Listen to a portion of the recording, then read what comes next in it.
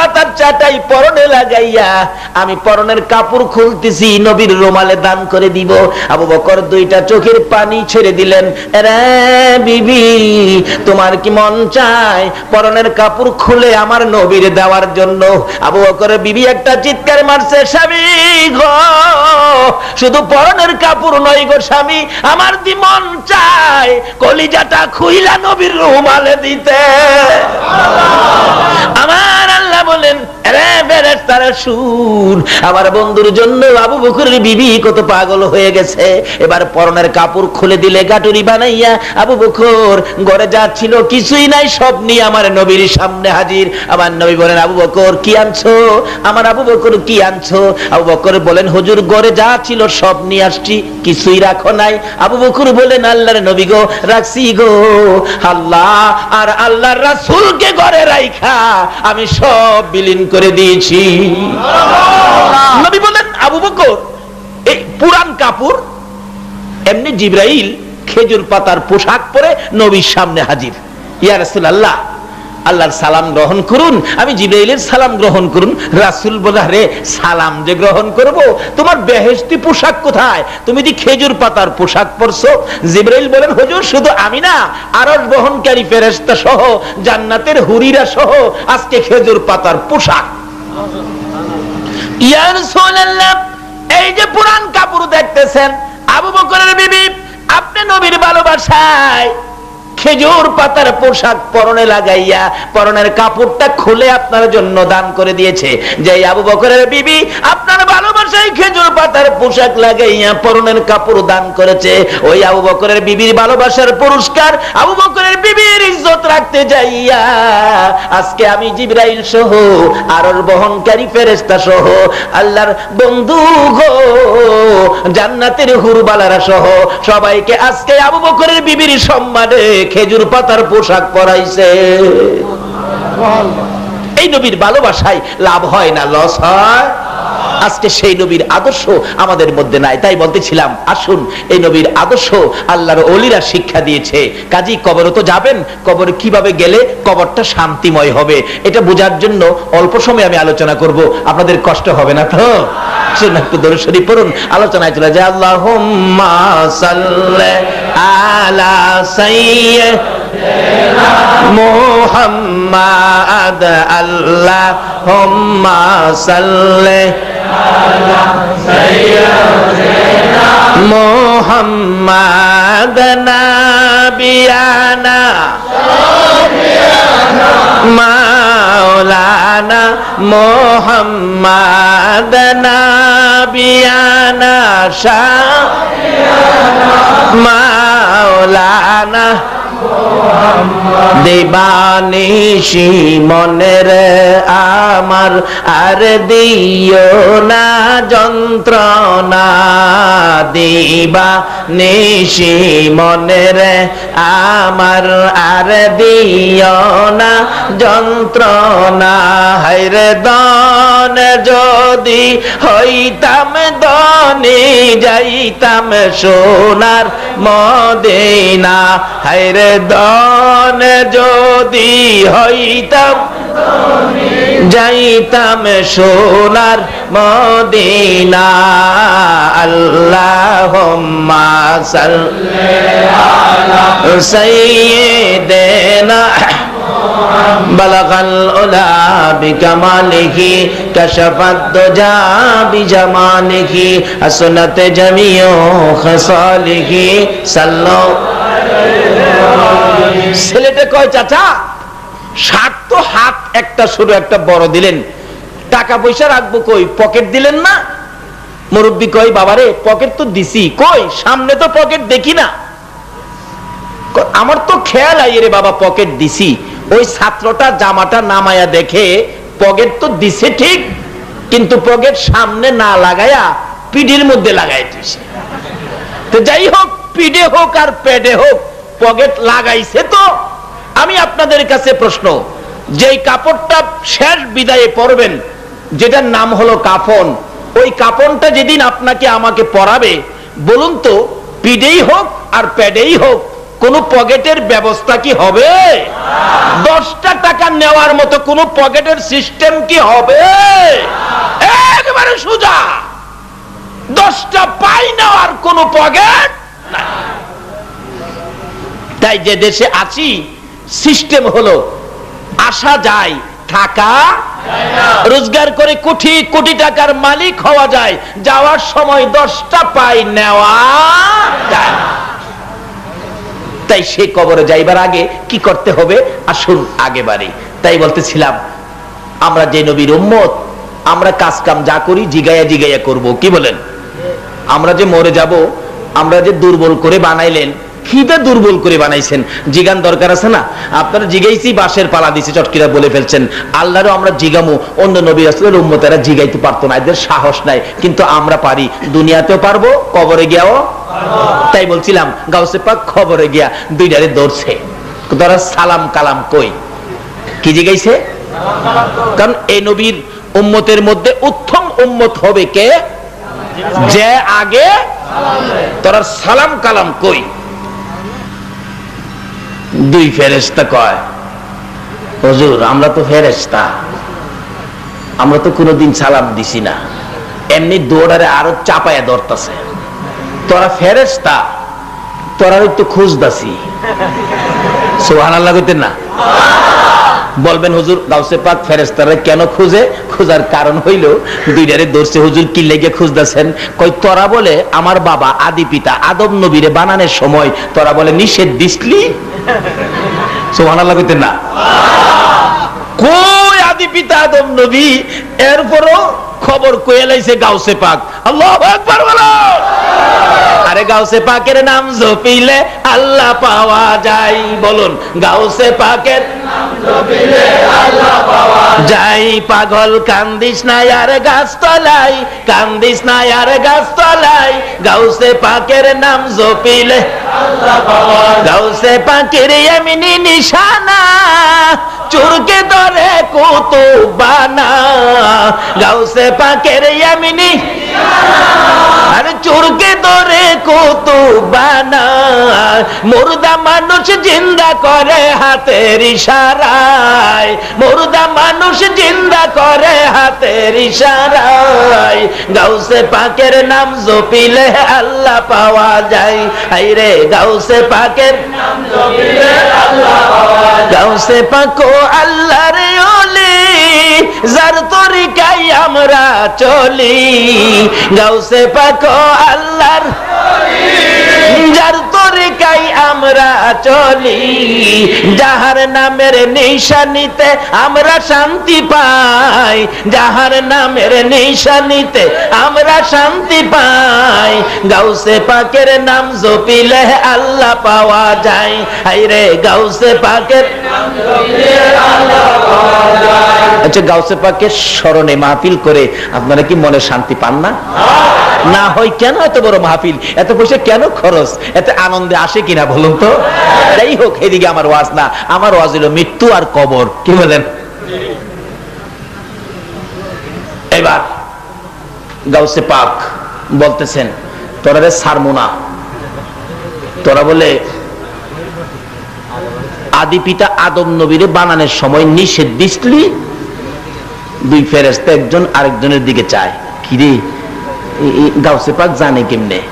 আচ্ছা এই নবীর উম্মত সব খবর জানেনি? আমরাও জানি কি কোন জানি না? ফেরেশতারা কইছেন খোদা গো এই জাতি কেন বানাইতেন, আমরাই তো আপনারে ডাহি। আল্লাহ কি জবাব দিছিল? কোরআন শরীফ ক্বালা ইন্নী আলামু মা লা তা'লামুন। এটা আমরা কি জানি না?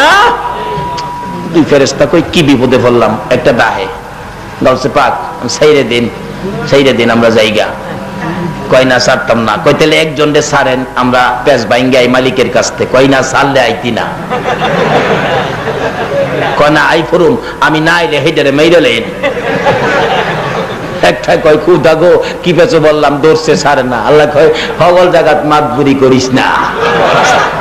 যে নবীর উম্মত কবরে গিয়া ওই এই খেলা খেলতারে, আমরা কি আল্লাহর দুইটা কথা জিগাইতাম না? হন আপনারা আমার লগে থাকলে বারুম, একা পারতাম না। থাকবেন নি আমার লগে? না বাড়ির যাইবেন গা?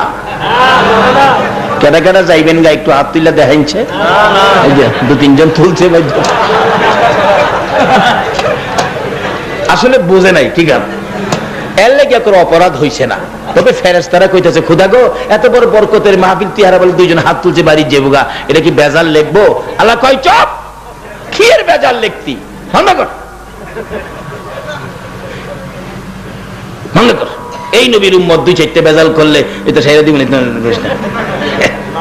বাস্তবে আসুন, একটা দুলা জামাই আপনাদের এলাকায় যদি আসে, সাথে মেহমান আছে 500, আচ্ছা 500 মেহমানের মধ্যে একটা মেহমান যদি 2টা গ্লাস বাইঙ্গেলা, এরকম হয় না অনেক সময়, 2টা গ্লাস বাইঙ্গেলেছে, মেয়ের পক্ষের লোকেরা কয় মেয়ের বাবারে, চাচা এই পোলাপান গরম, আইসাই 2 গ্লাস বাইঙ্গেলেছে, এখানে কি সাইদারি করবো, আমরা সাইদারি করি, এখানে খাওয়াবো না, রাগ উঠে যাবো আমরা। মেয়ের বাবা কয়, দেখ কথা কইস না, এরা কার সাথে আইছে জানস? দুলার সাথে আইছে, 2 গ্লাস বাংছে, আমি দরকার হয় 4টে কিনা দিমু ডেকোরেটর রে, 4টে কিনা দিমু, কথা কইস না। আরে একটা জামাই, তার সাথে 500 মেহমান আসে, এক জামাই রুসিলায় একটু আয়োজন হয়েছে, একটা সাধারণ জামাই রুসিলায় একটু আয়োজন, 2টা গ্লাস বাংলে মেয়ের বাবা যদি 5টা গ্লাস কিনা দিতে রাজি হয়, যে নবী রুসিলায় কুল কায়নাত বানাইছে, এই নবীর উম্মত একটু ভুল করলে আমার আল্লাহ কি সাইরা দিতে পারে না? নারে তাকবীর, নারে রিসালাত, নারে গাউসিয়া। আসুন বাবারা, ভাইরা, আগে বাড়ি, মরতে যে হবে এটা নিশ্চিত। আল্লাহ কয়, কি ইস্যুতে তোরারে আটকাইছে? আচ্ছা আল্লাহ জানে না? ফেরেশতারা কয়, খোদা গো, আগে বলে সালাম দিছিলাম না, সালাম দিবার লাগিয়া। আল্লাহ কয়, তো ঠিকই তো, আমার নবীর উত্তম আদর্শ আগে কি করা? তাই হযরত আলী রাদিয়াল্লাহু তাআলা বলেন, এই বাগানের এই আসনটা কে পাবে? ফেরেশতা কয়, যে আগে সালাম দেয় সে পাবে। সকালবেলা ঘুম থেকে উঠে আবু বকরের সাথে দেখা হযরত আলী রাদিয়াল্লাহু তাআলা। অন্যদিন হযরত আলী আবু বকরকে সালাম দিয়ে দিতেন, কিন্তু আজকে আবু বকরকে সালাম দিলেন না হযরত আলী। আবু বকর সালাম দিয়ে বললেন, হাই হাই, আলী কি সালামের কথা ভুলে গেল, নাকি সালাম মদিনার থেকে উঠে গেল? নবীজির কাছে গিয়ে বললেন, ইয়া রাসূলুল্লাহ, একটা কথা বলতে আসছি। কি কথা? মনে বড় ব্যথা পাইতেছে হুজুর। কি ব্যাপার? হযরত আলী আমাকে প্রত্যেকদিন আগে সালাম দিয়ে দিতেন, কিন্তু আজকে যে আলী আমাকে সালাম দিল না, সালামের ব্যাপারে কি আলী গাফেল হয়ে গেল, নাকি সালাম মদিনার থেকে বিদায় হয়ে গেল? এমনি দেখে হযরত আলী আসতেছে, রাসূল ডাক দিলেন, আলী এদিকে এসো। হুজুর কেন ডাকছেন? কি ব্যাপার? তুমি প্রত্যেকদিন সালাম দিতে, আবু বকরকে আজকে সালাম দিলে না কেন? হযরত আলী বলেন, হুজুর, আমি আজকে রাতে স্বপ্নে দেখছি আপনার উম্মতের মধ্যে যে আগে সালাম দেয়, একটা বেহেশতের বাগান সহ একটা স্মরণের সম্মানী আসন পাবে। আচ্ছা, ইচ্ছে করলে হযরত আলী আগে সালাম দিয়া এই আসনের মালিক হইতে পারতো না? কিন্তু আলী বলেন, ইয়া রাসূলুল্লাহ, আমি সালাম আগে দিলেই তো আমি মালিক হয়ে যাইতাম, কিন্তু আমি আগে না দিয়া আমার ভাই আবু বকরের মুখ থেকে আগে সালামটা বাহির করাইলাম। এই জন্য ইসলামের জন্য আমার চাইতে বেশি কষ্ট করেছে হযরত আবু বকর। হুজুর, আমার চাইতে আপনার ভালোবাসা বেশি দিয়েছে আবু বকর। আল্লাহু আকবার বলুন। আবু বকর আপনাকে বেশি ভালোবাসা দিয়েছে। আপনার প্রেমে মক্কা থেকে সন্তানাদি ছেড়ে হিজরত করে সাপের দংশন খাইয়া আপনার সঙ্গে মদিনায় আসছে। আল্লাহর নবী গো, আবু বকর আপনাকে বেশি ভালোবাসা দেওয়ার কারণে আমি ভাবলাম আমি জান্নাতের মালিক না হইয়া হযরতে আবু বকরের মুখ থেকে আগে সালাম বাহির করে ওই জান্নাতের মালিক আমি আবু বকরকে বানাইয়া দিলাম। নবীর সাহাবীরা কি শিক্ষা দিয়ে গেছেন? এক ভাইয়ের জন্য আরেক ভাইয়ের কত দরদ ছিল। এখন আমরা এমন এক জাতি হয়ে গেলাম, মুসলমানের মধ্যে হিংসা বিদ্বেষ ভরে গেছে। কিভাবে একজন আরেকজনকে মাইরা ফালাইয়াম, এই চিন্তাই খালি করি। বাবার আসুন, কবরে যেতে হবে, কবরের ভয়ে আসুন, মৃত্যুর ভয়ে আমাদের কি করা দরকার। তাই গাউসে পাক বলেন, ছাড়বো না একটা কই খোদা গো বিপদ উদ্ধার হমু কিভাবে? আল্লাহ কয় কাম কর, কোন ইস্যুতে আটকাইছে? সালামের জন্য। আগে সালাম দেওয়াস না, চাই সালাম দে। যাই কো হযরত আসসালামু আলাইকুম, কি ব্যাপার হযরত? আল্লাহ কইছে আপনার আগে সালাম দিতাম। কইছে আমার নবীর উত্তম আদর্শ যখন আমল করছস, যা দুইটারে ছাইরা দিলাম, আর যেন কোনোদিন এদিকে না দেখি। খবরে গিয়াও যে নবীর উম্মত এই ক্ষমতা দেখাইতে পারে, তাইলে আমরা কি দুইটা কথা আল্লাহরে জিগাইতে পারি না? আমরা যে ময়রা জামুগা কইলো, দুর্বল করে বানাইলো, কি দিয়া বানাইছি লন জিগাই, সকলের সাথে আল্লাহ এখন জবাব দিবে। আল্লাহ আমরা কি দিয়া বানাইছেন? আমরা যে দুর্বল, আমরা যে ময়রা জামুগা, কি দিয়া বানাইছেন? কি দিয়া বানাইছেন কন্যা? আল্লাহ কইতাছে কোরআন শরীফ, ইন্না খলাকনাল ইনসানা মিন নুতফা। একবারে দুর্বল, দুর্গন্ধযুক্ত, একবারে নরম জিনিস দিয়া বান্দা তরে বানাইছি। তাহলে আল্লাহ যে বলছে আমরা মরতে হবে, বলুন এই কথাটা রাইট কিনা? মরাটা কি পরে মরে যাইবেন, এটা কি এমন মনে করতেছেন? মরার মধ্যে কষ্ট আছে কিনা? আল্লাহু আকবার। সাকরাত যখন শুরু হয়, আল্লাহু আকবার, মানুষ দেখবেন মৌতের সময় অনেকে চোখ থেকে পানি ছেড়ে দেয়, অনেকে দেখবেন আবুল তাবুল কয়। মানুষ কয় ইমুকরে দেখাইছি আবুল তাবুল কইতেছে। আবুল তাবুল এমনে কয় না, যখন আজরাইলের বিকট চেহারা দেখে জ্ঞান হারা হইয়া তখন আবুল তাবুল। 32 পাইরের দাঁত ওই থাকবো, খালি 32 পাইরের দাঁত। আজরাইল যেদিন আপনার সামনে আসবে, সমস্ত শরীরের পশমের গোড়ায় গোড়ায় এমন বড় বড় চোখ থাকবে, সারা বডিতে চোখ। এই আজরাইল একদিন আমাদের সকলের সামনে আসবে কিনা? এদিন আপনি চাচারে ডাকবেন, বাবারে ডাকবেন, মারে ডাকবেন, কিন্তু ডাকবেন ঠিক, কেউ আপনার ডাক শুনবে না। এই সময়টা একদিন আসবে কিনা বলুন তো? কেউ আপনার পাশে আসবে না, কেউ আপনার ডাক শুনবে না। অনেক সময় দেখেন স্বপ্নে বাঘে দৌড়াই, অনেক সময় স্বপ্নে বাঘে দৌড়াই না, বাঘে দৌড়াইতেছে, কিন্তু স্বপ্নে দেখবেন দৌড় দিলেও দৌড় আগাইতে চায় না। বিপদে পড়ে কাউরে ডাকলেও কেউ, এক বেচারা স্বপ্নে দেখতেছে তারে বাঘে দৌড়াইতেছে, বেটা বাঘের আক্রমণ থেকে বাঁচার জন্য দৌড়তে দৌড়তে দৌড়তে দৌড়তে একবারে এক মাঠের মাঝখানে, বন্দের মাঝখানে গেছে। মাঝখানে যায়া দেখে একটা আগিলা কুয়া, মাটির কুয়া। কুয়া চিনেন না? আগের দিন কুয়া ছিল না, পানি যে খাইতো, এই কুয়ার মধ্যে দেখে এখন কেউ ব্যবহার করে না, তো কুয়ার ভিতরে বট গাছ টট গাছ হয়ে গেছে। ওই লোকটা বাঘের আক্রমণ থেকে বাঁচার জন্য স্বপ্নেই এই কুয়ার ভিতরে নামতেছে, বট গাছের ধরে ধরে কুয়ার ভিতরে নামতেছে। লোকটা নামতে নামতে নিচের দিকে চাইয়া দেখে বড় বড় অজগর সাপ উপর দিকে চাইছে, উপরে দৌড়াইছে বাঘে, বাঘের আক্রমণ থেকে বাঁচার জন্য যে কুয়ার ভিতরে নামতেছে, কিন্তু ভিতরে অজগর সাপ। এখন উপরে উঠলে বাঘ, নিচে গেলে স্বপ্নে দেখতেছে। এখন তো নিচে সাপ, উপরে বাঘ, ভয়ে একবারে কাঁপতে কাঁপতে ঘুম থেকে উঠছে। মাগো মাগো মাগো মাগো মাগো, ঘুম থেকে উঠছে। বিবি জিগায়, কি ব্যাপার, তোমার কি হলো, তুমি কেন এইভাবে কাঁদতেছো? জবাব দিচ্ছেন লোকটা, বিবি, বিবি রে, আমি কি দেখলাম, আমাকে বাঘে দৌড়াইতেছে, এইভাবে কুয়ার ভিতরে ঢুকলাম, নিচে সাপ, উপরে ভাগ, মাঝখানে একটা বট গাছের শিকড়ে ধরে আমি কোন রকম জীবনটা বাঁচাইছি, কিন্তু স্বপ্নে ঘুম থেকে উঠে তো আমার ভয় এখনো তো যায় না। সকালবেলা একজন আল্লাহর ওলির কাছে গেছে, আল্লাহর ওলিকে গিয়ে বললেন, হুজুর আমি তো স্বপ্নে দেখলাম বাঘে দৌড়াইতেছে, বাঘের ভয়ে কুয়ার ভিতরে ঢুকলাম, গাছের জড়ে ধরে রাখলাম, নিচে সাপ। হুজুর যে শিকড়টা ধরে রাখছি বাঘের আক্রমণ থেকে বাঁচার জন্য, নিচে যাই না, ধরে রাখছি সাপের আক্রমণ থেকে বাঁচার জন্য। হুজুর এরপরে দেখি যে শিকড়টাই ধরে রাখছি, এই শিকড়টারে দুইটা ইঁদুরে কাটতেছে, একটা ইঁদুর সাদা আর একটা ইঁদুর কালা। দেখতেছি কুটকুট কুটকুট করে শিকড়টা কাটতেছে। হুজুর আমি ভয়ে ঘুম থেকে উঠলাম, আমি কি দেখলাম, কি দেখলাম? আল্লাহর ওলি বলেন, বাবারে, বাঘে যে তোমারে দৌড়াইতেছে দেখছো, এটা তো ভাগ না, এটা হলো আজরাইল। বলুন প্রত্যেককে একদিন আজরাইল ধরবে কিনা? কোথায় লুকাবেন? আজরাইলের আক্রমণ থেকে বাঁচবার মতো জায়গা আমার আল্লাহ সৃষ্টি করে না।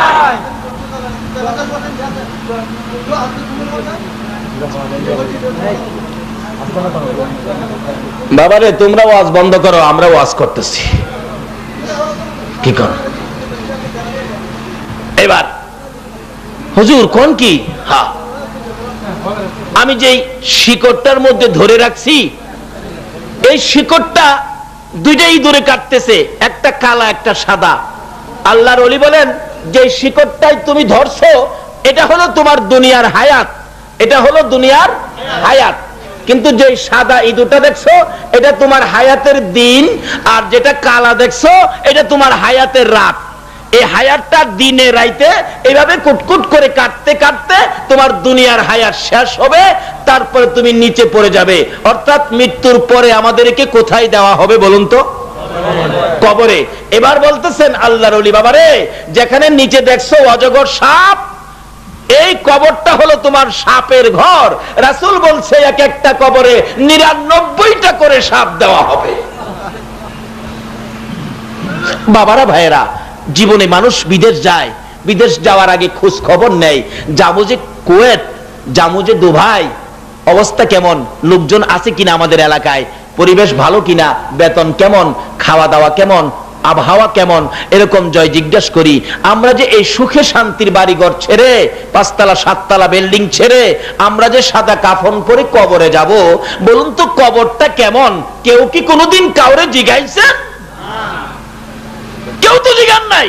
অথচ এই কবরে প্রত্যেকেরই যাইতে হবে কিনা? কিন্তু জিজ্ঞানলে তো না। রাসূল কি বলে? এক একটা কবরে ৯৯টা করে সাপ। হাইরে, কবরের চিন্তা করলেন না? এটা বাস্তব ঘটনা। ৯১ সনের একটা বাস্তব ঘটনা। আমাদের পার্শ্ববর্তী রাষ্ট্র মুসলমান রাষ্ট্র পাকিস্তান, যার মধ্যে একটা বড় কবরস্থান রাওয়ালপিন্ডিতে পীর দোহা কবরস্থান। যেমন আমাদের ঢাকা শহরে সবচেয়ে বড় একটা কবরস্থান আছে, বলুন এই কবরস্থানটার নাম কি? আজিমপুর কবরস্থান। আজিমপুর সবচেয়ে বড়। এরকম রাওয়ালপিন্ডিতে একটা কবরস্থান আছে, যেটা পীর দোহা কবরস্থান। ওই কবরস্থানে একটা যুবক ছেলে মারা গেলে ৯১ সনে মাসিক পত্রিকায় পেয়েছি খবরটা, তাকে জানাজা শেষ করে কবরে নিয়ে গেলেন, কবরের কুড়ার কাজ শেষ, কিন্তু লাশটা নিয়ে কবরের পাশে যাইয়া দেখে কবরটা বন্ধ হয়ে গেছে। অর্থাৎ কবরে বুঝাইতেছে তোর মতো পাপীকে আমি রাখবো না। ইমাম সাহেব ছিলেন আল্লাহর ওলি মানুষ, উনি বলেন তোমরা কি কবর কুরো নাই? হুজুর কবর তো করছি। কই কবর? হুজুর কবরটা বন্ধ হয়ে গেছে।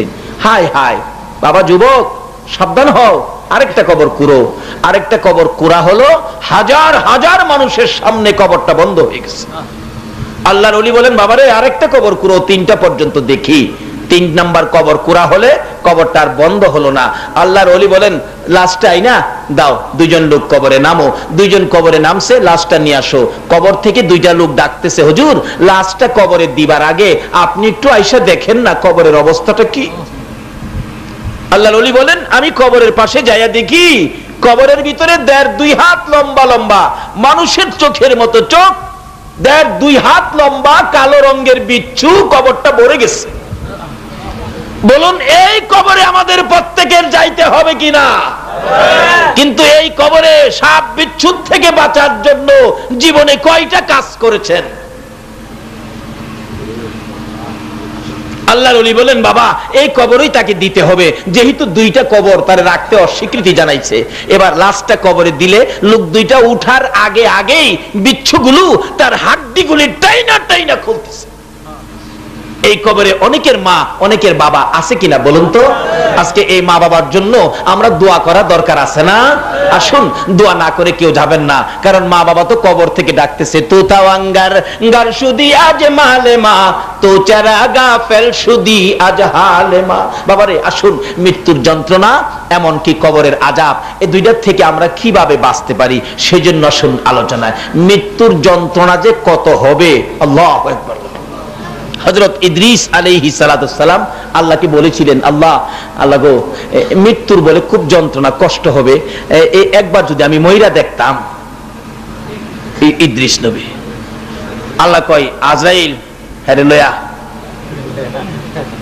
আজরাইল এর সামনে খাড়াইছে, দেখতেই তো চোখ মুখ লিলিয়ে গেছে, নবী হইয়াও খাতির নাই, একটু যন্ত্রণা দিছে। কেমন যন্ত্রণা? আল্লাহু আকবার। মওতের ঘটনা।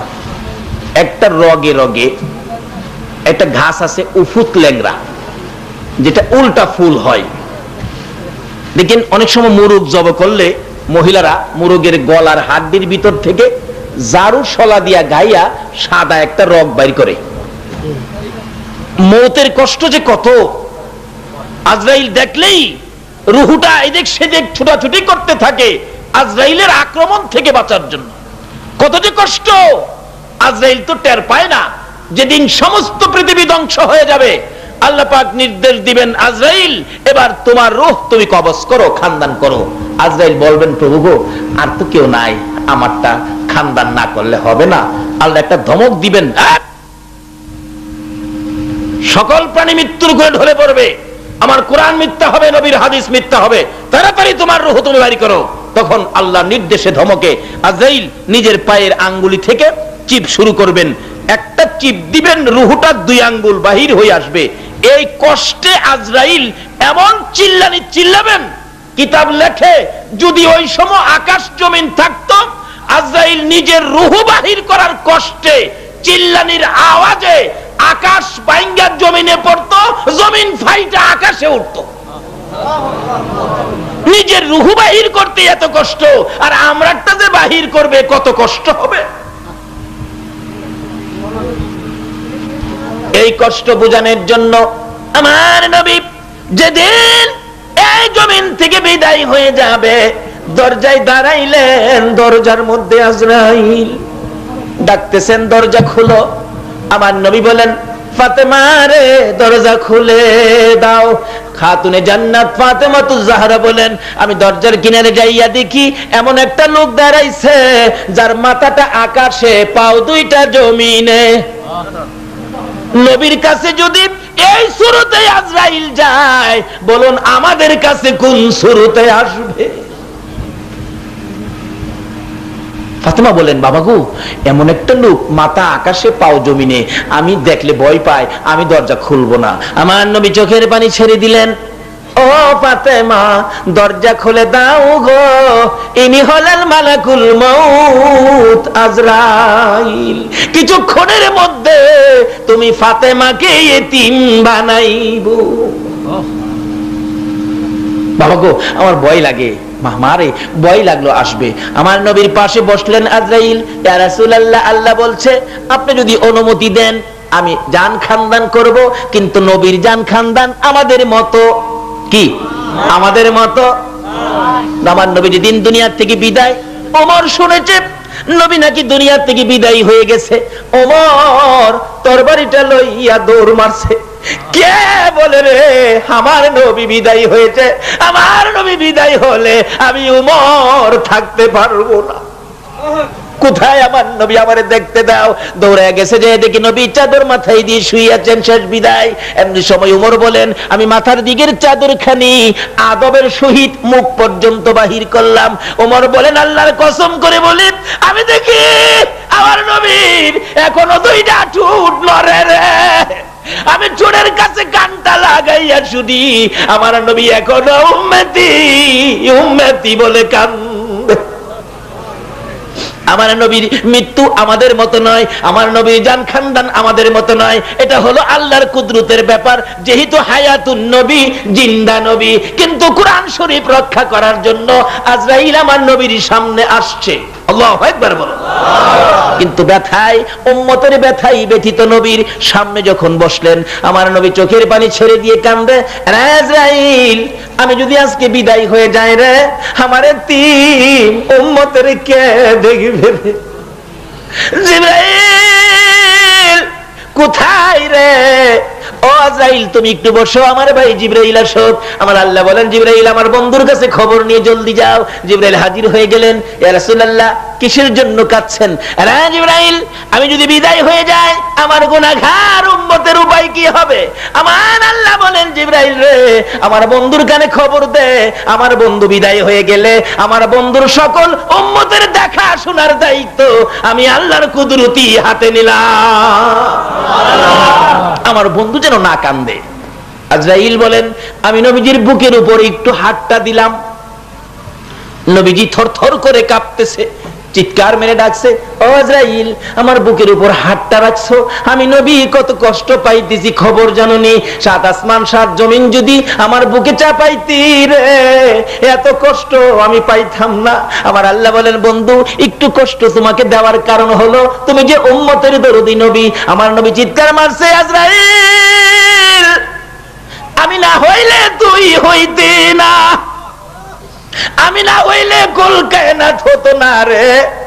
আমার বুকের উপর হাত দিছো, আমি এত কষ্ট পাইতেছি রে আজরাইল, না জানি আমার গুনাহগার উম্মতের কত কষ্ট দেস রে আজরাইল। আমি রাসূল তোরে এই মুহূর্তে বলে দিলাম, আজ থেকে কিয়ামত পর্যন্ত আমার গুনাহগার এতিম উম্মতের জান খানদান করবি রে। আমার উম্মতের সকল ব্যথাগুলো আমি নবীর বুকের উপর চাপাইয়া দে। আমার আল্লাহ বলেন, বন্ধু দিতে হবে না, চাপাইতে হবে না, এই দরখাস্তটা করার জন্য একটু ব্যথা তোমাকে দিলাম। এবার আজরাইল বলেন, ইয়া রাসূলুল্লাহ, আমি কথা দিলাম আপনার উম্মত যারা হবে, আপনার আশিক যারা হবে, আপনার পাগল যারা হবে, আপনার কথা যারা মানবে, আপনার তরিকায় যারা চলবে, ওই আপনার উম্মতের জন্য আমি তো জান খানদান করার ব্যথা দিব না। নবী গো, আপনার সাথে ওয়াদা দিলাম, আপনার উম্মত যারা হবে গো, আপনার উম্মতের জান আমি এমন ভাবে খানদান করব, ছোট ছোট বাচ্চারা যেমন মার স্তনের দুধ খাইতে খাইতে ঘুমিয়ে যায়, কোনো খবর পায় না, ঠিক এইভাবে আমি আজরাইল আপনার উম্মতের জান খানদান করব। যেমনি ভাবে মার স্তনের দুধ খাইতে খাইতে বাচ্চাগুলো ঘুমিয়ে যায়, কোনো খবর পায় না, এমনি ভাবে আপনার উম্মতের জান নিয়ে আসবো, তারা কোনো খবর পাবে না।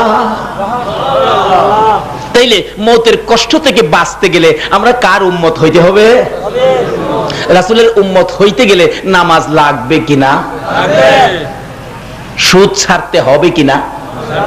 ঘুষ ছাড়তে হবে কিনা? মাফে কম দেওয়া বন্ধ করতে হবে কিনা? বাপ মার সাথে ভালো ব্যবহার করতে হবে কিনা? আর একটা চরিত্র আছে আমাদের, এই তো সামনে নির্বাচন আইতাছে, সারাদিন করবে ছাত্রী ছাত্রী ছাত্রী, ইলেকশনের 2 দিন আগে কয় হারিকেন হারিকেন, আসানায় চরিত্র হবে। কি কষ্ট! আজরাইল এসে আপনার রগে রগে একটা করে কাঁটার তার ঢুকাবে, সমস্ত রগের ভিতরে তার ঢুকাইয়া মাথার কাছে আইনা একটা টান দিবে, রগগুলি ফটার ফট করে ছিটতে থাকবে। এমন সময় দেখবেন কোন কোন ব্যক্তি প্রস্রাব করে দেয়, কোন কোন ব্যক্তি দেখবেন পায়খানাও করে দেয়। বলুন, এই বিপদের ঘাটি আমাদের সামনে আছে কিনা? কাজে এই বিপদ থেকে যদি বাঁচতে চান, তাহলে আখিরি নবীর উম্মত হয়ে যান। তাহলে কবরে যাবেন, কবরেও কোনো আযাব হবে না, সাপ বিচ্ছু আসবে না। কিভাবে? বাস্তবে আসুন, একটা লোক মারা গেলে কবরে যাবেন, নবীর উম্মত, আপনার খবরই নাই। মার স্তনের দুধ খায় আর ছোট বাচ্চাটা ঘুমাইছে, মা রান্না করেছিল, ঘুমাইয়ে গেছে, মা রান্নার তাড়নায় বাচ্চাটারে রান্নাঘরের কিনারেই শোয়াইছে। দেখবেন দাদি আইসা কয়, বৌমা আমার নাতিরে রান্নাঘরে শোয়াইছ? দাদি দেখবেন ঘুমন্ত অবস্থায় বাচ্চাটারে কোলে নিয়া পাশের রুমে শোয়াইছে। ফুফু আম্মা আইসা কয়, মা আমার ভাই পুতেরে এই এখানে শোয়াইছ, রান্নাঘরের তাপ লাগবে না, এখান থেকে নিয়ে আবার ভালো রুমের মধ্যে নিয়ে শোয়া প্যান ছাইরা দিছে। এই যে 3 জায়গায় বদলি হইল, বাচ্চার গেলাম কোনো খবর নাই। হঠাৎ ঘুম থেকে উঠছে, ওইটা দেখে আরে আমি দিয়ে আসিলাম রান্নাঘরে মায়ের কুলে, এখনো আইলাম কোন সময়, তার কোনো খবর নাই।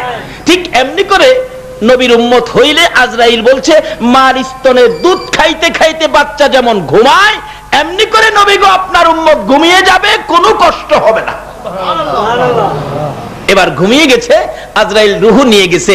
আপনি তো মার স্তনের দুধ খাইতে খাইতে বাচ্চা যেমনি ঘুমায়, আপনি এমনি ঘুমিয়ে পড়ছেন, আপনার তো খবর নাই। কিন্তু আপনারা যে বাহির করে গোসল করাইছে, আপনার খবর নাই। কাফন পরাইছে, আপনার খবর নাই।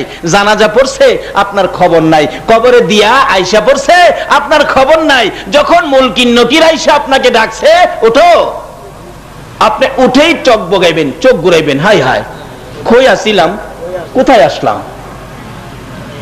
2 ফেরেশতা আপনাকে কিছু বলতে চাবে, এমনি সময় আপনি বলবেন, ভাই আপনাদের তো চিনি না, আপনারা অচিনা লাগে। আমি কই আসলাম, কই ছিলাম, আমি কই আসলাম বলতেও পারি না, আপনাদের অচিনা লাগে। মুলকিন নকিরে কেউ দেখছেন নাকি? একবারই দেখা হবে কবরে। তাহলে চিনা না অচিনা? অচিনা। হ্যাঁ, তোমাদের সাথে আমার পরিচয় নাই, তোমরা মনে হয় কিছু কথা বলবা। হ্যাঁ, আমরা কথা বলবো। ভাই অনুরোধ, কথাটা পরে বলো। আসরের নামাজের সময় যাইতেছে গা, কবরে দেখবেন এই সময়টা দিনের 10টাই মাটি দেখ, রাত্রের 10টাই মাটি দেখ। কবরে যখন মুলকিন নকির প্রশ্ন করার জন্য আপনাকে বসাবে, আপনি দেখবেন ওই সময়টা আসরের সময় যাইতেছে, মাগরিবের সময় আইসা গেছে। ওই লোকটা বলবে, আখিরি নবীর উম্মত। বলুন, আখিরি নবীর উম্মত হইতে গেলে নামাজ লাগে কিনা? গাউসে পাকের জীবনে নামাজ আসিল কিনা? গাউসে পাকের মা বাবা পর্যন্ত নামাজ পড়ছে কিনা? লোকটা বলবেন, ভাই আসরের সময়টা যাইতেছে গা, কথাটা পরে বললেন, আমারে এক বদনা পানি দেন, আমি উজু করে নামাজটা পড়ি। তখন একজন আরেকজনকে বলবে, কি কয় রে, কই আইছে খবর নাই বুঝি। এই নবীর উম্মত হইলে কোনো খবর। বাচ্চা যেমন রান্না করতে হেই রুমে, হেই রুমতে হেই রুমে খবর নাই, ঠিক এইভাবে ঘুমিয়ে থাকবেন। আমার এক বদনা পানি ব্যবস্থা করতে, নামাজটা পড়ি। একজন জিগাইবো, আপনি এখন কই আছেন জানেন? কয় না, আমি তো বলতে পারতেছি না, কিন্তু জায়গাটা নতুন নতুন লাগতেছে, আপনারও নতুন মনে হইতেছে, আমি বুঝতে পারতেছি না আমি কই আসলাম। তখন এইজন বলবেন, হে আল্লাহর নবীর উম্মত, ও নবীর আদরের উম্মত, তুমি তো এখন কবরে আইসা পড়ছো। এমনি চোখের পানি ছেড়ে দিবে। বলো কি, আমার সন্তানাদি ফেলে আমি কবরে আসছি, আমার বাড়িঘর ফেলে কবরে আসছি? আমি তো বলতেও পারি না। বলো এখন কি প্রশ্ন করবে আর কি জবাব দিতে হবে, বলো বলো বলো। তখন আল্লাহ বলবেন, ও ফেরেশতারা, আমার এই বান্দারে আর কি জিগাইবে? আমার বান্দা যে আখিরি নবীর উম্মত এটা পরিচয় দিছে। কোন কিতাবে লেখে প্রশ্ন 3টা, কোন কিতাবে লেখে প্রশ্ন 2টা, কোন কিতাবে লেখে প্রশ্ন 1টা। খালি জিজ্ঞাসা করা হবে, তোমরা কি এই নবীরে চিনো? যদি খালি বলতে পারে ইনি আমাদের নবী, উম্মতের কান্ডারি নবী, আল্লাহ বলবেন আর প্রশ্নের দরকার নাই, এই কবরটাকে জান্নাতের বিছানা বিছায়া দাও। আল্লাহু আকবার। ইয়া রাসূলুল্লাহ, ইয়া রাসূলুল্লাহ। বাবারা, মৌতের কষ্ট বড় কষ্ট, কবরের কষ্ট বড় কষ্ট, কিন্তু মৌতের কষ্ট, কবরের কষ্ট থেকে বাঁচতে গেলে একটাই মন্ত্র, একটাই সাবজেক্ট, একটাই অফিস, একটাই কেন্দ্র, একটাই ক্ষেত্র, আখিরি নবীর উম্মত হও। সুবহানাল্লাহ। যদি সেই নবীর উম্মত হতে পারো, তাহলে কোনো কষ্ট, কোনো দুঃখ দুনিয়াতেও নাই, মৌতে নাই, কবরে নাই। আল্লাহ আমাদেরকে আখিরি নবীর উম্মত হওয়ার তৌফিক দেখ, সকলে বলুন আমিন। বাবারা, আমি আর সামনে বাড়ছি না, বৃষ্টি, মানুষের বসার জায়গা নাই, কষ্ট করতেছেন। আসুন, যে আলোচনাগুলি করলাম, রাত্র বেশি হইলেই মাহফিল বড় হয় না, আলোচনা কাজে লাগাইলে মাহফিল বড় হয়, মাহফিলের বরকত হয়, মাহফিলের উপকার হয়, মাহফিলের আপনার এই এলাকার মধ্যে রহমত ছড়িয়ে পড়ে। যদি আমরা এই মাহফিলের কথাগুলি আমলে নিতে পারি, আসুন আমরা আমলে নিব। এই কবরের আযাব, মৌতের আযাব থেকে বাঁচতে গেলে বলুন আমরা কার উম্মত হইতে হবে? যে নবী আমাদেরকে বারবার বলে গেছেন, কাফা বিল মাউতি ওয়াইজান, ও আমার উম্মতেরা, ওয়াজ বেশি লাগে না, তোমরা মৌতের কথাটা স্মরণ রাখো, মৌতের কথা স্মরণ রাখাটাই যথেষ্ট ওয়াজ। কাজী আসুন, মরতে হবে, মৌতের কষ্ট থেকে বাঁচতে গেলে, কবরের আযাব থেকে বাঁচতে গেলে আমরা আখিরি নবীর উম্মত হই। আখিরি নবীর উম্মত হওয়ার অর্থই হবে 5 ওয়াক্ত নামাজ পড়া, সুদ ছাড়া, ঘুষ ছাড়া, মা বাবার খেদমত করা। আল্লাহুম্মা সাল্লি আলা সাইয়্যিদিনা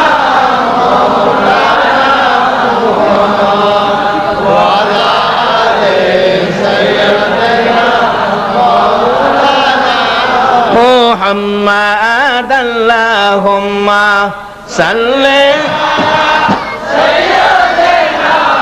মাওলানা মুহাম্মদ ওয়া আলা আলি সাইয়্যিদিনা বালাগাল উলা বিকামালিহি কাশাফাদ দুজা বিজামালিহি আসনাত জামিউ খিসালিহি সাল্লাল্লাহু আলাইহি। আসুন আমি পবিত্র কোরআন শরীফ থেকে সর্বপ্রথম তালাওয়াত করেছি কুল্লু নাফসিন যায়িকাতুল মাউত, কুল্লু নাফসিন যায়িকাতুল মাউত। কোরআন শরীফে আল্লাহ পাক আমাদের উদ্দেশ্যে ঘোষণা দিলেন, সকল প্রাণীর উদ্দেশ্যে, সকল প্রাণী একদিন মৃত্যুর কোলে ঢলে পড়তে হবে। আচ্ছা বলুন তো, আল্লাহর ঘোষণাটা কি ঠিক আছে? আমরা সকলের কি একদিন মরতে হবে? মরবেন না এমন কেউ আছেন? বললেও কোনো লাভ, বুঝে মনে মরতো না। কি কোন আপনাদের ধারণা কি? বসেও, কারণ এটা এমন একটা দেশ, এদেশে আসা যায়, থাকা। এই পৃথিবীটার সিস্টেম হলো মানুষ আসতে পারে, থাকতে পারে না। কারণ থাকার ভিসা এদেশের কাউরে দেওয়া হয় নাই।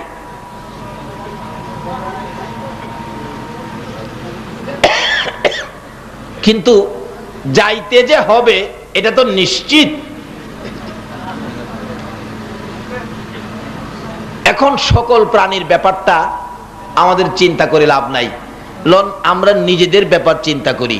আল্লাহ পাক আমাদের উদ্দেশ্যে মৃত্যুর ঘটনা ভালো করে বোঝানোর জন্য আল্লাহ নিজে কোরআন শরীফে আরেক জায়গায় বলেছেন, খলিকাল ইনসানু যায়িফা, এ মানুষ আমি তোমাদেরকে দুর্বল করে বানাইছি। তার কারণ হলো আমরা যে মরে যাব। কারণ শক্ত করে বানায় লাভ কি বলুন? আজকের প্যান্ডেলটা, এই মাহফিলের প্যান্ডেলটা করেছে, এটা কি 2 দিন পরে থাকবে? এটা অস্থায়ী। এই জন্য যেই ফিলারগুলি মাটি মধ্যে রাখছেন প্যান্ডেল করতে গিয়ে, এই ফিলারগুলি কি আরসিসি ফিলার দিয়েছে? কিসের ফিলার? বাঁশের ফিলার। কেন? এটা তো কালকে খুইলেই ফেলাবে, এই জন্য আরসিসি ফিলার দেয় নাই, হালকা ফিলার দিছি কোন রকম। আল্লাহ বলেন সকল প্রাণীও মরে যাবে, তোমরাও তো মরে যাবে, কেউ থাকবে না, কাজেই তোমাদেরকে আমি মজবুত করলাম না, আর সিসি ফিলার দিয়ে বানাইলাম না, বানাইলাম একবারে দুর্বল করে, খলিকাল ইনসানু যায়িফা, নরম করে দুর্বল করে বানাইলাম, কারণ তোমরা তো মরেই যাইবা। এখন লোন জিগাই, আল্লাহ যে বললো আমরা দুর্বল করে বানাইলো, কি দিয়া বানাইলো? জিগাইলাম প্যান্ডেলের পালা কিসের দিল? আপনারা তো বলে ফেললেন বাঁশের পালা। তা আমরা আল্লাহরে জিগাইতে পারবো না, আল্লাহ আমরারে কি দিয়ে বানাইছো? কে বলেন? আমরা জিগামু, রাজি আছেন তো আপনারা? হ্যাঁ, একবারে জয় জিজ্ঞেস করে লুমু। অন্য নবী রাসূলের উম্মতেরা আল্লাহরে জিগাইবার সাহস পাইছে না, কিন্তু আমরা যে আখিরি নবীর উম্মত, আমরা কিছু জিগাইবার সাহস, শুধু এখানে না তো কবরেও জিগাইবার সাহস আছে। গাউসে পাক কবরে যখন শুইলেন, আল্লাহর ওলি গাউসে পাক যখন কবরে শুইলেন, কাশফওয়ালা ওলিরা, অন্তরের চক্ষু যাদের খোলা, তারা কবরের চারপাশে দাঁড়ায় রইলেন। মুলকিন নকির আয়েশা কি জিগায় দেখবে। আয়েশা বলেন তোমার রব কে? গাউসে পাক কোনো কথা কয় না। আবার জিগাইলেন তোমার রব কে? কোনো কথা কয় না। 3 বারের মাথায় যখন একটু রাগ হইয়া গেছে মুলকিন নকির, এমনি দৌড়ারে থাপাদা দৌড়ছে। বলুন তো আল্লাহর ওলিদের ধরা কেমন ধরা হবে?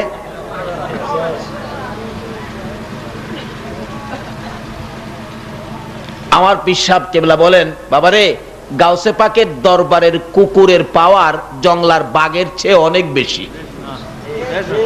গাউসে পাকের দরবারের কুকুরের পাওয়ার জংলার বাঘের চেয়ে, যে দরবারের কুকুরের পাওয়ার বাঘের চেয়ে বেশি হয়, এই দরবারের আল্লাহর বন্ধুর পাওয়ার কত হবে? ধরা পড়েন নাই তো? মুলকিন নকিরে জিগায়েন গাউসে পাকের পাওয়ার কত। এমন ভাবে ধরার পরে বলতেছেন কি ব্যাপার? কই তোমরা বারবার খালি কো আমার রবকে রবকে, যে রবের প্রেমে দেহটা জ্বালিয়ে দিলাম, আজকে আমার জিগাও রবকে, তোমাদের সালাম কালাম কই? কারণ যেই নবী সৃষ্টি না হইলে জগৎ সৃষ্টি হতো না, তোমরাও সৃষ্টি হতে না। এই নবীর উত্তম আদর্শ হলো আগে সালাম দেওয়া। বলুন আগে কি দেওয়া? আজকে সেই নবীর আদর্শটুকু আমাদের কাছে নাই। আজকে একটু লেখাপড়া শিখলে, বড় বড় হাফ প্যান্ট পরলেই, দাঁড়াইয়া প্রস্রাবের সাপ হইলেই ভদ্রতা বজায় রাখে, অফিস আদালতে গেলেই ডাক দেয়, বস গুড মর্নিং, গুড নাইট। তোমাদের লজ্জা থাকা উচিত মুসলমানের সন্তান। যারা তোমাদেরকে গুড মর্নিং গুড নাইট শিখাইছে, তারাই আজকে ইরাকের জমিনে এসে আমাদের মা বোনদেরকে ইজ্জত মারতেছে। যারা তোমাদেরকে গুড মর্নিং গুড নাইট শিখাইছে, তারাই মুসলমানদেরকে পাখির মতো গুলি করে করে মারতেছে। আজকে তাদের প্রতিশোধ নিতে গেলে মুখে তালা লাগাইতে হবে, তাদের আদর্শ আর আমরা ব্যবহার করব না। যে নবীর আদর্শ গাউসে পাক কবরে গিয়েও ব্যবহার করে, আজকে সেই গাউসে পাকের স্মরণে শুধু মাহফিল করলেই চলবে না, এই আদর্শগুলো আমাদের মধ্যে আনতে হবে। রাজি আছেন না? পত্রিকায় মার্কিন বাহিনী দ্বারা নির্যাতিত, ইহুদি খ্রিস্টান দ্বারা নির্যাতিত আমাদের মা, আমাদের বোন, ইরাকের আবু গারিব কারাগার থেকে একটা মহিলা চিঠি লিখছে, চোখের পানি দিয়ে কাঁদতে কাঁদতে। চিঠিটা পত্রিকায় ছাপানো হয়েছে। বলতেছেন মহিলাটা, পৃথিবীতে কোনো মুসলমান নাই, কেন আমাদের খোঁজ খবর নাই না? আমরা আজকে ইহুদি খ্রিস্টান দ্বারা নির্যাতিত। যদি পারে কিছু করুক, না হয় দোয়া করুক, আমরা যেন মরে যাই। যারা আমাদের মা বোনদের ইজ্জত নষ্ট করছে, তাদের আদর্শ আমাদের কাছে। বলুন, যদি এই নবীর শাফায়াত পেতে চান, বিপদে যদি গাউসে পাককে পাশে পেতে চান, এই ইহুদি খ্রিস্টানদের আদর্শ গুড মর্নিং গুড নাইট আর আমরা ব্যবহার করব। কালকার থেকে আমাদের আমলে কি আসবে? সালাম। আগে কি আসবে? আল্লাহু আকবার। হযরত আলী রাদিয়াল্লাহু তাআলা আনহুর জীবনী খুললে পাবেন, হযরত আলী একদিন স্বপ্নে দেখে বিরাট বড় যেই বাগান, দেখা যায় না এত বড় ফুল ফলের বাগান, কিন্তু বাগানের মাঝখানে একটা স্বর্ণের আসন। আসনটা এত সুন্দর, পাশে একজন ব্যক্তি পাহারা দিচ্ছে আসনটাকে। হযরত আলী বলতেছেন, কিরে ভাই, তুমি এত বড় বেয়াকুব, এমন সুন্দর আসন কেউ নাই, কার জন্য পাহারা দিচ্ছ? তুমি তো বসতে পারো, বসো না। ওই লোকটা বলেন, আলী, আমি তো তোমাদের মতো কোনো মানুষ না, আমি হলো আল্লাহর ফেরেশতা। আল্লাহ নির্দেশ দিয়েছেন এই বেহেশতের বাগানের ভিতরে এই আসনটাকে পাহারা দাও। হযরত আলী বলেন, তাহলে এই আসনে বসবে কে? ফেরেশতা বলেন, আলী, এই আসনে ওই ব্যক্তি বসবে আখিরি নবীর উম্মতগণের মধ্যে যে আগে সালাম দেয়। এই আসনে ওই ব্যক্তি বসবে যে আগে সালাম দেয়। আমার নবী বলেছে, আমার উম্মতের মধ্যে ওই ব্যক্তি উত্তম হবে যে আগে সালাম দেয়। নবীর কথা ঠিক আছে কিনা বলুন তো? যদি নবীর কথা ঠিক থাকে, কালকে থেকে আগে সালাম দেওয়ার অভ্যাস করেন, তাহলে বিপদে রাসূলকে পাবেন, গাউসে পাককে পাবেন।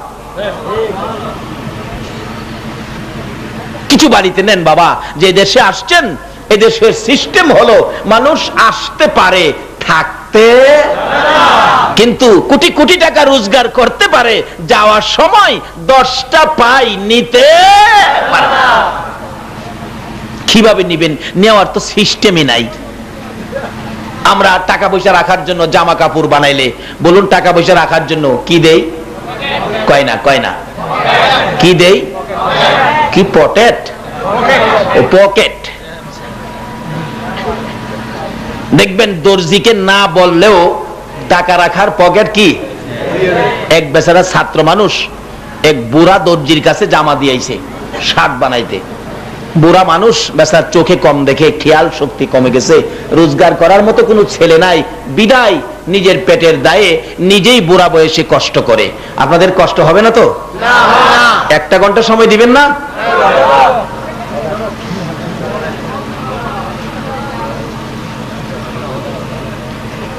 শার্টের মাপ দিয়ে আসলেন, দর্জি তো শার্ট বানাইতে গিয়া ভাবতেছেন, শার্ট যে দিয়ে গেল ছেলেটা, শার্ট কি ফুল হাতা বানাবো না হাফ হাতা বানাবো, এটা তো আর জিগাইলাম না, ছেলেরাও তো বললো না। অবশেষে শার্ট বানাইতে গিয়ে এক হাত দিছে ফুল আর এক হাত দিছে হাফ। কি করব বলে নাই, যখন দুটো দেই দেখা যাক কোনটা ঠিক হয়, বানাইয়া হ্যাঙ্গারে ঝুলাইয়া রাখছে শার্ট। একটা ছোট একটা বড় বাতাসে ঝুলে। ছাত্র তো শার্ট নিতে আইছে, চাচা আমার শার্ট হইছে? হ্যাঁ বাবা হইছে। কই? ওই যে। কইটা কি শার্ট বানাইলেন? একটা হাত বড় আর একটা ছোট। কই বাবা রে তুমি তো বলো নাই কোন হাত দিব, বিদায় দুইটা দিছি, তোমার যেটা পছন্দ সেটা ফালাই দাও। কইতে পকেট দিলেন না, টাকা পয়সা রাখবো কই?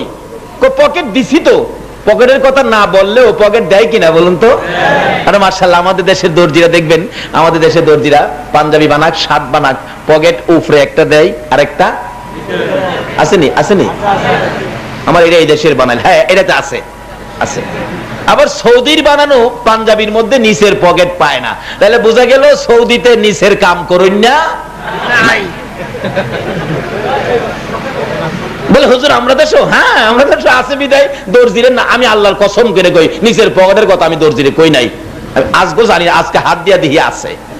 এরপরেও কিন্তু টাকা পয়সা রাখা যায় না। কি কারণ? আমার বাস স্ট্যান্ডে একদিন এক বেচারা ভদ্রলোক মাথায় হাত দিয়া বসে রয়েছে। জিজ্ঞাসা বাবা কি ব্যাপার, মাথায় কি কোনো ব্যথা হইতেছে? না হুজুর ব্যথা না তো। কি বাসের থেকে 14,000 নাই? এই রোগ আসেনি বাংলাদেশও? থাকলে ভালো কথা।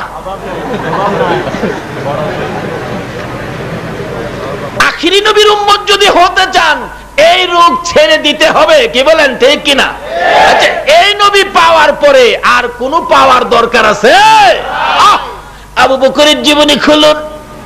আবু বকর নিজের ঘরে যা ছিল রে সব আমার নবীর জন্য বিলীন করে দেয়।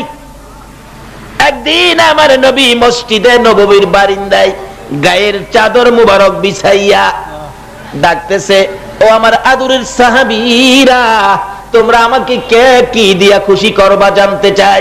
এমনি সাহাবীরা দৌড়ে বাড়িতে গেলেন, যা যা পাইছে সব নিয়ে দৌড়। বিবি জিগাই, স্বামী গো পাগলামি করতেছো কেন? ও বিবি তুমি কি খবর পাও নাই রাসূলকে খুশি করতে হবে বিদায়? পাইয়া দৌড় দিলাম। কি আনছো? ইয়া রাসূলুল্লাহ ঘরে যা ছিল অর্ধেক রাখলাম, অর্ধেক নিয়ে আসলাম। তুমি কি আনছো? হুজুর 4 ভাগের 3 ভাগ রাখলাম, 1 ভাগ নিয়ে আসলাম। তুমি কি আনছো? হুজুর 4 ভাগের 3 ভাগ নিয়ে আসছি, 1 ভাগ রাখছি। সকলের পরে আসবে আবু বকর। আমার রাসূল বলেন দেখি রে আমার আবু বকর কি আনবে। আবু বকর বলেন ঘরের ভিতরে যাইয়া রুমালটা বিছাইয়া তালাশ করি, ঘরে কিছুই নাই, নবীর প্রেমে সব বিলীন করে দিয়েছি। অবশেষে পাইলেন একটা ছোট্ট গ্লাস, নিমকদানি, তরকারির চামিচ, 4 কাপ, 4 পিরিচ, এগুলি গাঠুরি বানতেছে। আবু বকরের বিবি দৌড়ে এসে সামনে দাঁড়াইয়া দেখে, স্বামী শুনেছি রাসূল বলে গায়ের চাদর মুবারক বিছাইয়া সাহায্যের হাত বাড়াইছে। হ্যাঁ বিবি তাই তো করেছে। স্বামী গো মদিনার মহিলারা বলে কানের অলংকার, গলার হার খুলে খুলে নবীর রুমালে দিয়েছে। স্বামী আমার মন চায় নবীর রুমালে কিছু দিতে, তুমি সব প্যাকেট করে ফেলেছো। একটা গ্লাস নিলাম হাতে, স্বামী গো এই গ্লাসটা আমার নামে নবীর রুমালে দিও। আবু বকর বলেন বিবি আমি তো সব আমি দেব বলে নিয়ত করে প্যাকেট করে ফেলেছি, এখান থেকে আর কাউরে দিতে রাজি না। আবু বকরের বিবি বলেন স্বামী গো তাহলে একটু সময় দাঁড়াও, আমি নবীকে খুশি করব, আমি নবীর ভালোবাসা দেখাবো। কি করবি? আবু বকর বলেন আমি যখন দাঁড়াইলাম আমার বিবি বিছানার থেকে খেজুর পাতার চাটাই টাইনা টাইনা বাহির করে খেজুর পাতার চাটাই পরনে লাগাইয়া পরনের কাপড় টাইনা টাইনা খুলতেছে। আল্লাহু আকবার বলো। আবু বকর বলেন বিবি খেজুর পাতার পোশাক পরে কি করতেছো বলো না আমি শুনি। স্বামী আল্লাহ আমাদেরকে সেই বুঝ সেই শক্তি দান করুক, সকলে বলুন আমিন। আসুন একটু দরুদ সালাম মদিনা পাঠায়া মন ভরে দরুদ সালাম মদিনা পাঠান, যে নবীর উপর আমার আল্লাহ নিজে ফেরেশতাদেরকে নিয়ে দরুদ সালাম প্রেরণ করেন। আমরা সেই নবীর উপর দরুদ সালাম প্রেরণ করব মন ভরে প্রাণ ভরে। আসুন সকলে মিলে ইয়া নবী সালাম আলাইকা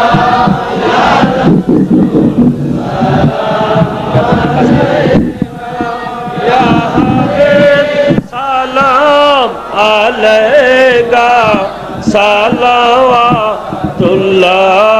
আলাইকা ইয়া রাসূলুল্লাহ ইয়া হাবিবাল্লাহ আরশকা কাবা মদিনা ফরশ কাবা মদিনা কাবা কাবা মদিনা জান্নাতুল মাওয়া মদিনা ইয়া নবী সালাম আলাইকা ইয়া রাসূল সালাম আলাইকা ইয়া হাবিব সালাম আলাইকা সালাওয়াতুল্লাহ আলাইকা ইয়া রাসূল খুদারা लो सलाम अब तो हमारा या नबी सलाम अलैका या रसूल सलाम अलैका या हबीब सलाम अलैका सलावतुल्लाह अलैका या रसूल अल्लाह या हबीब अल्लाह जलवाए खैरुल बशर हो उनका दर और मेरा सर हो इस जहां से जब सफर हो सब्ज़ गुंबद पर नजर हो या नबी सलाम अलैका या रसूल सलाम अलैका या हबीब सलाम अलैका सलावतुल्लाह अलैका ओ सलाम मुस्तफा जाने रहमत पहला को सलाम शाम बज में हिदायत पहला को सलाम से आजम इमाम तू का बनूंगा गौ से आजम इमाम तू का बनूंगा जलवाए शान कुदरत पहला को सलाम मुस्तफा जाने रहमत पहला को सलाम शाम बज में हिदायत पहला चौरबी सिरकुटी अल्लामा तैयब शाह हादियाने दिनो मिल्लत पहला को सलाम मुस्तफा जाने रहमत पहला को सलाम शाम बज में हिदायत पहला को सलाम सैयदी मुर्शिदी क़िबला अहमदुल्लाह ताजदार हकीकत पहला को सलाम मुस्तफा जाने रहमत पहला को सलाम शाम बज में हिदायत पहला को सलाम आला हजरत व अल्लामा गाजी शेर बांग्ला उन इमाम अहले सुन्नत पहला को सलाम मुस्तफा जाने रहमत पहला को सलाम शाम बज में हिदायत पहला को सलाम एक मेरा ही रहमत पैदावा नहीं मुस्तफा की सारी उम्मत पहला को सलाम मुस्तफा जाने रहमत पहला को सलाम शाम बज में हिदायत पहला को सलाम अस्सलाम सदक़े मिलाद रसूल ये सलामी आज जाना हो कबूल मदीने की चांद हजारों सलाम मदीने की चांद लाखों सलाम मदीने की चांद करोड़ों सलाम मदीने की चांद बेहद सलाम रब्बना ज़लमना अनफुसना व इल्लम तगफिर लना व तरहमना लनकूनन्ना मिनल खासिरिन रब्बिरहमहुमा কামা রব্বায়ানি সগীরা। রব্বুল আলামিন আজকের এই রাউজানের ঐতিহ্যবাহী সংগঠন ফকিরহাট খেলোয়াড় সমিতির উদ্যোগে পবিত্র ফাতিহা ইয়াজদাহ ইয়া আল্লাহ মিলাদুন নবী উপলক্ষে আজকের এই মাহফিলে আমরা যারা হাত বাড়াইছি আমাদের সবাইকে তুমি কবুল করো মাবুদ। রাত্র 1টা পার হয়ে গেছে, তোমার বান্দারা বাড়িতে গেল না।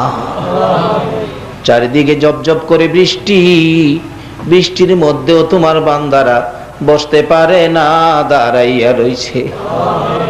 রাতে 1টায় তোমার দরবারে হাত বাড়াইছি, একবারে খালি হাত বাড়াই নাই গো। তুমি যেই নবীর উপর দুরূদ ও সালাম ফেরেশতাদেরকে নিয়ে প্রেরণ করো, ইমানদারদেরকে ডেকে বলেছো আমরা তোমার ইমানদার বান্দা হইয়া তোমার নবীর উপর দুরূদ ও সালাম মদিনা পাঠাইছি গো আল্লাহ। আমাদের দুরূদ ও সালাম গুলো পাখির মতো উড়াইয়া উড়াইয়া দয়ার নবী মায়ার নবী রওজা পাকে পৌঁছাইয়া দাও। এ মাবুদ, আজকের এই মাহফিল উসিলা করে দুরূদ ও সালাম উসিলা করে আমরা যারা হাত বাড়াইছি মাবুদ, জানি না জীবনে আর কতদিন হাত বাড়াইতে পারবো, জানি না জীবনে আর কতদিন এইভাবে মাহফিলে শরীক হতে পারবো। কবে জানি মৌতের চিঠি দিয়ে নিষ্ঠুর আজরাইল পাঠাইয়া দাও, যে আজরাইলের মায়া নাই দয়া নাই গো আল্লাহ। মার কুল থেকে সন্তান নিয়ে যায়, সন্তান রেখে মা নিয়ে যায়। নিষ্ঠুর আজরাইল কবে জানি কার দুয়ারে হাজির হইয়া যায়, কবে জানি 4 জনে ধরে ধরে ঘর থেকে বাহির করবে, উঠানের কিনারে পর্দা টানাবে, উত্তর দিকে মাথা দিয়ে শোয়াবে, নাকে কানে তুলা লাগাবে রে। বড়ি পাতার গরম পানি, আল্লাহ আল্লাহ আল্লাহ, বড়ি পাতার গরম পানি ডালবে রে। এতিম সন্তানেরা বাবা বাবা কইয়া কাঁদবে। মাবুদ রে, কবে জানি বড়ি পাতার গরম পানির গোসল হইয়া যায়, কবে জানি বিছানা খালি হইয়া যায়, কবে জানি কার সন্তানেরা এতিম হইয়া যায়, কবে জানি কার দোকান 3 দিনের জন্য বন্ধ হইয়া যায়। কাস্টমাররা দোকানের সামনে দাঁড়াইয়া বলবে দোকান খোলে না কেন, দোকানের মালিক কোথায়? পার্শ্ববর্তী দোকানদার বলবে ও ভাই, তুমি কি খবর পাও নাই এ দোকানের মালিক দুনিয়ায় না। কবে জানি কার দোকান 3 দিনের জন্য বন্ধ হয়ে যায়। ওই দিন আসার আগে আজকের মাহফিলে আমরা যারা হাত বাড়াইছি গো আল্লাহ, কার জীবনে কত গুনাহ তুমি হিসাব জিগাইও না। কে নামাজি, কে বেনামাজি, কে নেককার, কে গুনাহগার, কে মেয়ে, কে পুরুষ, কাউরে কিছু কইও না। এই মাহফিলের উসিলায় আমাদের সবাইকে তুমি মাফ করে দাও।